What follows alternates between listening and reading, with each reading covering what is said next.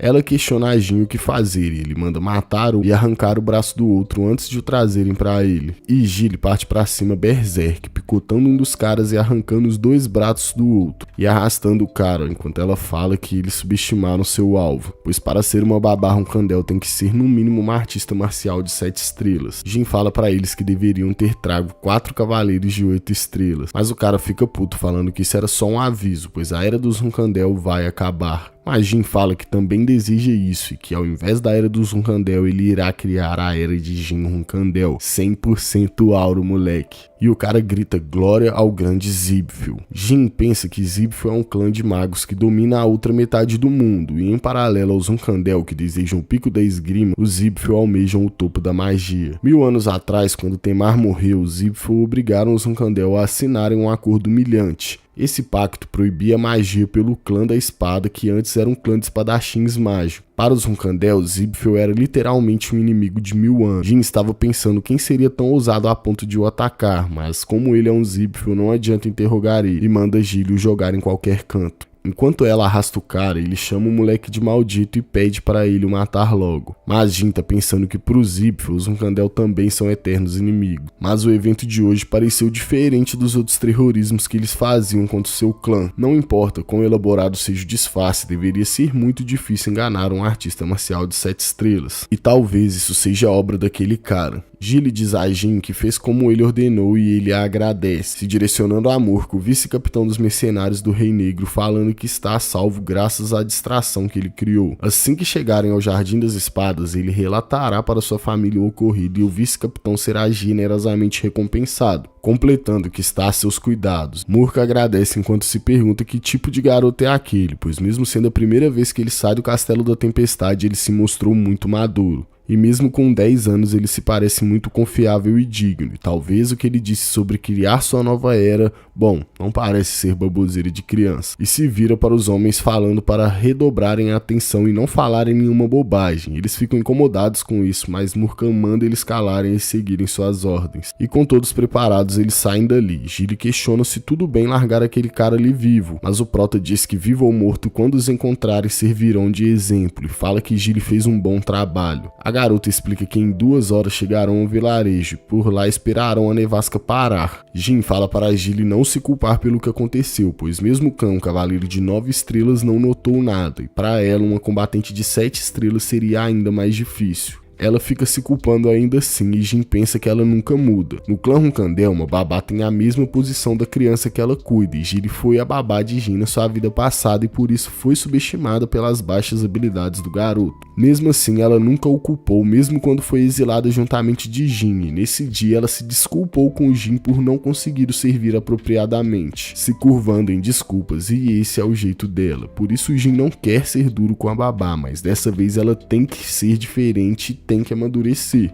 Ela novamente tenta pedir desculpas, deseja sofrer uma punição, mas isso irrita ele, que grita para ela não se culpar, e isso é uma ordem de seu jovem mestre. Por mais que ela seja sua babá, ela também é a única cavaleira guardiã que ele tem agora, e se ela se apegar em fatos que são tão pequenos, isso trará problemas no futuro. Falando para ela não o fazer repetir com uma baita pose. Gilly acata as ordens dele e diz que vai buscar melhorar, e depois de uma reflexão ela entende o ponto do garoto, ficando determinada a amadurecer tão rápido quanto ele. Jim percebe e acha ótimo que ela tenha se animado, e chegando no vilarejo Jim está muito reflexivo, pois com aquele disfarce de tão alto nível há grandes chances daquele cara estar envolvido, o transformador Burvard Gaston. Nos é explicado que a transformação é uma habilidade dracônica, e mesmo entre os dragões criar uma transformação transformação perfeita é raro. Entre os humanos, Bulwark é o único capaz de se transformar perfeitamente. Graças a essa habilidade, ele cometeu vários crimes e trouxe o caos para o mundo. E se for mesmo Bulwark de Gaston, isso é problemático, pois ele ainda não fez nada notável. Em sua vida passada, quando ele fez 20 anos, Bulwark foi preso pelas forças especiais de Velmont. Gaston seria um grande aliado, mas Jin não vê motivos em acolher alguém que lhe levantou a espada. Só que antes de tentar qualquer coisa, ele precisa averiguar mais diferenças entre essa e sua vida passada. Quando Gilly fala que estará à disposição de Jin, percebe que ele já apagou.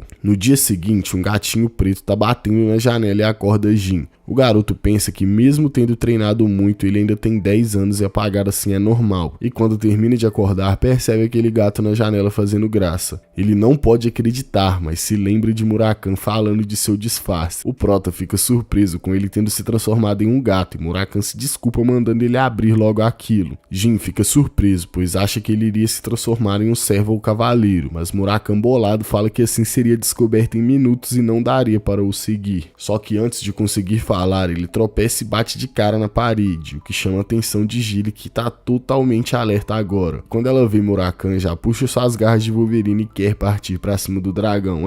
Isso não me parece uma ideia tão inteligente. Ela cata Murakan pela gola e Jin manda Gilly se acalmar tentando explicar. Mas ao escutar o nome da garota, Murakan já vira o Dom Juan, falando que finalmente encontrou sua tortinha de morango. Mas a garota não gosta e fica sem entender nada enquanto Murakan fala que esperou muito para a encontrar. Gilly fica sem entender nada e Jin tem que explicar. E apresenta Murakan, o dragão negro que leva a alcunha de guardião de Hunkandel. Mas quando vai apresentar Gilly, Murakan fala que já conhece sua tortinha de morango. A babá se desculpa por uma simples serva desrespeitar o guardião do clã. O galanteador fala que obviamente perdoaria sua tortinha de morango e Gilly questiona esse apelido. Murakan responde que é porque ela faz as mais deliciosas tortas de morango do mundo. E Gilly finalmente o porquê do moleque sempre pedir essas tortas. O pequeno Hunkandel então a chama para explicar e conta para ela todos os seus poderes e acontecidos desde Murakan. Ela fica surpresa com tantas coisas, magia, contrato com Soldaret e até um dragão.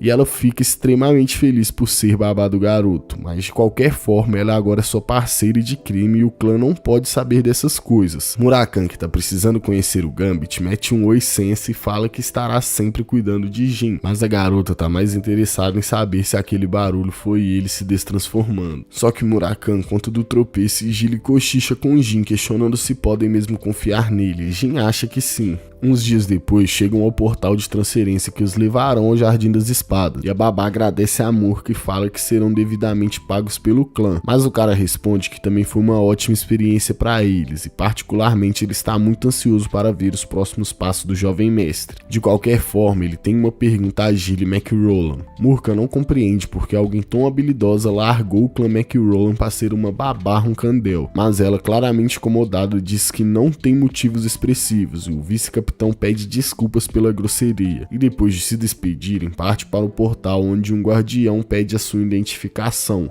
Gilly mostra o brasão e pede para serem mandados para Carlon na Aliança Rufster, e ao ver aquilo, o guarda os leva para um lugar especial para pessoas especiais, comentando que por ali 2 horas passarão bem rápido, desejando uma boa viagem. Ao se acomodarem, Gilly demonstra sua preocupação em Jin ser descoberto. Murakan seria um pequeno problema comparado ao fato dele usar magia, e isso é algo que o clã Hunkandel nunca aceitaria, mas o garoto já tinha isso em mente e vai se cuidar. Só que nesse momento escutam algo, e quando viram, veem um brasão de dragão dourado, que significa que ali estão alguns Zibfel. Aquele moleque tá todo tirado, falando que não queria ir a Rufster por isso, pois mesmo ali encontram aquelas pragas, mas acha Murakan fofo, e quando tentam tocar, tomam uma patada que o assusta. Os guardas ficam bravos, mas o garoto os acalma, falando que um ato de um animal não deveria gerar briga, mas que mais importante, é algo bem estúpido sacar uma espada diante de um Hunkandel. O pequeno Zibfel estava tentando irritar Jin, mas ele nem reagiu, e ao que parece o caçula Hunkandel é bem cabeça fria, decidindo se apresentar como Beradin Zibfel e se desculpando pela grosseria de antes. Jin se lembra que aquele garoto ali é um forte candidato a futuro patriarca Zibfel. Ele é muito respeitado pelos magos, pois além de muito habilidoso, ele tem um caráter nobre. Beradin era alguém que ele admirava e se sentia muito distante em sua vida passada, e conhecer ele agora enquanto são crianças é um sentimento bem estranho para Jin. O prota dá uma zoada nele, falando que estava bem curioso com ele, e fica feliz dele não ser apenas um idiota. Beiradinho questiona o que lhe fez pensar que ele era um idiota, mas Jin completa que se ele tivesse permitido seus guardas sacarem as espadas, teria que caminhar por Rufster sem escolta e talvez sem alguns dedos. O Zipfel fala que é uma piada assustadora, mas o Prota com cara de mal questiona se aquilo parecia uma brincadeira. Beiradinho fala que tudo bem, mas tem um conselho para o jovem Runkandel. Caso ele encontre outro Zipfel, ele não deve lhe arrancar os dedos precipitadamente, pois isso geraria uma guerra de clãs. Só que Jin acha essa uma boa piada, pois o garoto acha mesmo que Surya Runkandel e Keliark Zipfel movimentariam seus exércitos por uma briga de criança. Beiradinho dá o braço a torcer, pois Jin está certo, e mesmo sem alguns dedos, algumas moedas de ouro acabaria sendo a compensação. Agradecendo a Jin, pois ele lhe ensinou algo, e na próxima vez que eles se encontrarem, ele o compensará. Mas Jin já quer sua compensação agora e Beiradinho aceita empolgado, mas o Prota pede para ele ficar quieto até o portal se abrir e não o incomodar mais. E o garoto Zipfel fica muito mais curioso, pensando que Jin vai se tornar alguém muito legal, e que se não fosse a guerra de seus clãs, ele pediria para se tornarem amigos. Mas como eles são inimigos, eles poderão para sempre ser grandes rivais. Só que Jin já fica incomodado, pois ao que parece nenhum Zipfel bate bem da cabeça. Um tempo depois, o portal é aberto enquanto soa uma mensagem que o teleporte irá começar. Tonturas e desmaios são normais devido à turbulência, mas antes de serem teletransportados, Beiradinho grita a Jin Runkandel que se divertiu naquele dia e está ansioso para o dia que irão se reencontrar. Porém, Jin diz que nunca mais quer vê-lo. Um tempinho depois, eles chegam ao Jardim das Espadas, onde são recebidos pelo segundo mordomo no comando, Petro, que diz que tiveram uma viagem longa, mas agora deseja boas-vindas ao Jardim das Espadas. Apenas àqueles com conquistas que contribuíram para a prosperidade de Runkandel é dada a chance de colocarem a sua própria espada no Jardim das Espadas, pois aquele lugar simboliza o sonho e honra de todos os membros do clã. Jin já sonhou em deixar sua espada ali quando morresse. Em sua vida passada, além de fraco e sem talento, ele não era inteligente nem conseguia liderar. E o garoto fica se perguntando como pensou que poderia realizar alguma coisa só com trabalho duro. Nessa vida ele vai fazer valer a pena viver nesse lugar de merda. Quando chega ao encontro do seu clã, a Pantera Negra e mãe de Jin, Rosa Runkandel, fala que tem muito tempo que não o vê. Enquanto Jin concorda, Siron dá uma encarada em Murakan e pergunta se Jin pegou ele na rua.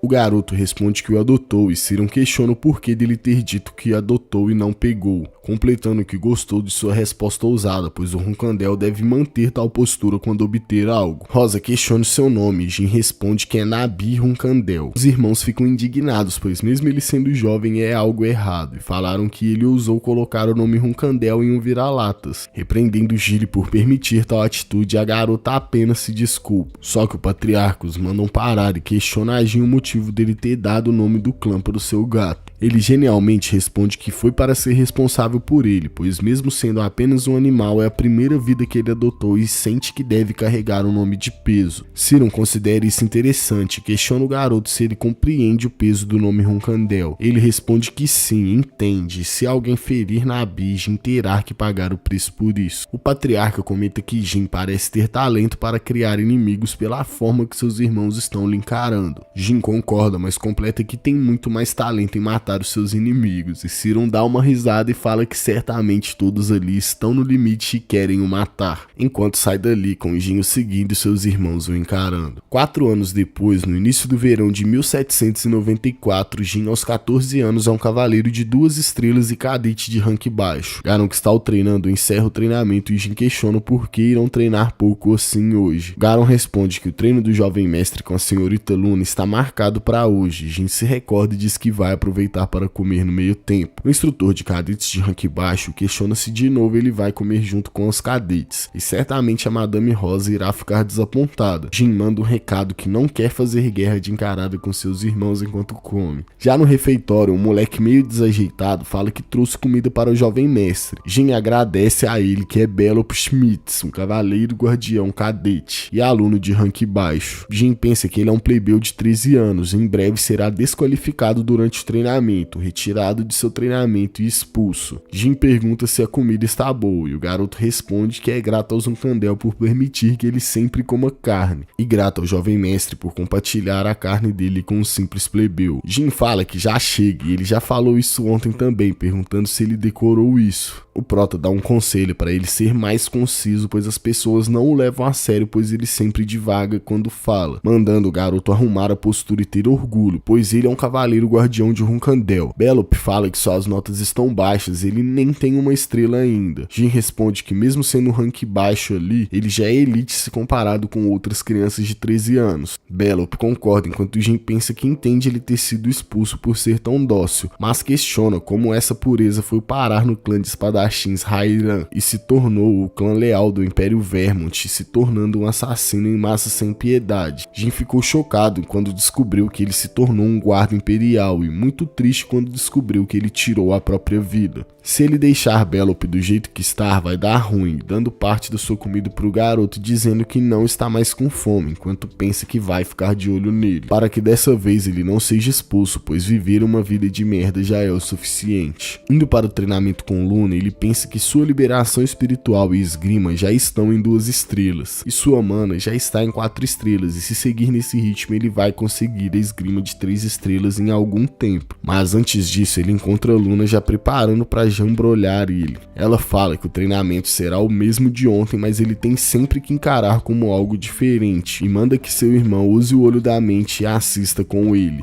E no subconsciente ele pensa que vai ter que se adaptar a esse treinamento que ele nunca tinha ouvido falar. Luna fala que para aqueles que vivem da espada, aprender a usar o olho da mente é a coisa mais importante, e manda o garoto fechar os olhos. Jin pensa que o olho da mente é um estágio de iluminação para cavaleiros de 7 ou mais estrelas, e ela quer que ele aprenda isso ainda sendo um cavaleiro de 2 estrelas. Além disso, o olho da mente se parece com uma aura dispersa, mas Luna usa a aura em seu treinamento e ele nem entende isso. Só que ele disse que confiaria nela e tem que focar em seu treinamento, tem que entender a função desse treino. Um tempo depois, Luna parabeniza Jin e fala que seu treino acabou, e enquanto ele sai dali, ela pensa que ele sempre supera suas expectativas. Ele tem uma concentração e postura que nenhum cavaleiro de 2 estrelas tem, e nesse ritmo ele entenderá tudo em breve e ela quer que ele continue evoluindo. No outro dia, os cadetes estão reunidos e todos parecem tensos. Garon fala que o teste de hoje determinará a maior parte da pontuação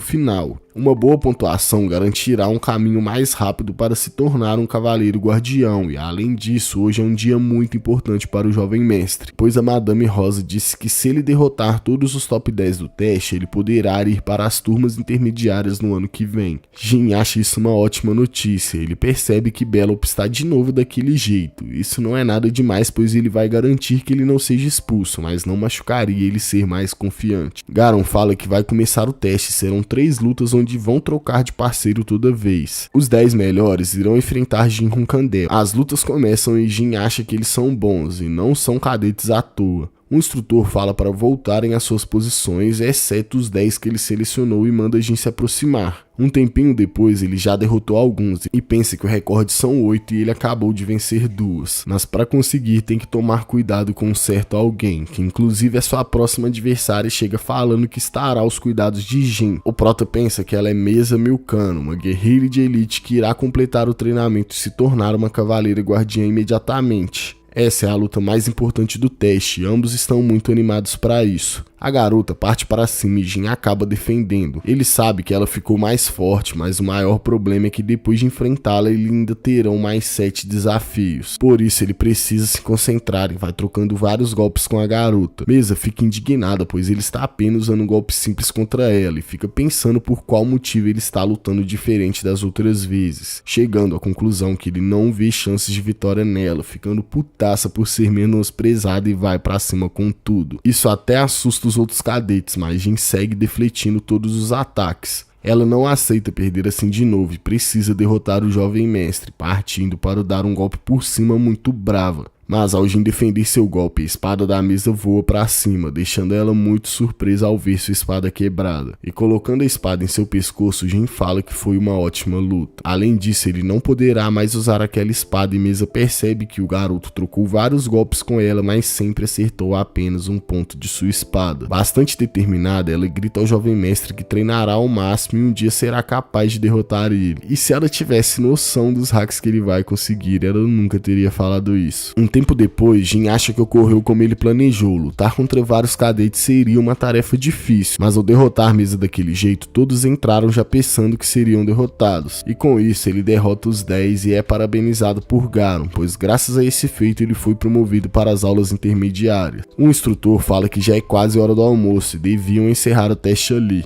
Jin pergunta quanto tempo até o almoço e são 10 minutos mais ou menos. Jin fala que ainda quer lutar com mais alguém e grita que quer enfrentar Belop Schmitz. O garoto fica assustado e com muito medo, mas Jin fala que assim ele nunca sobreviverá em Ronkandel, o mandando ir ali e lutar contra ele, pois ele irá o destruir como um pedaço de lixo. Muito obrigado por ter assistido até aqui. Aqui estão aparecendo mais alguns recaps que você vai se interessar. Dá uma passada lá e até amanhã com Tibate.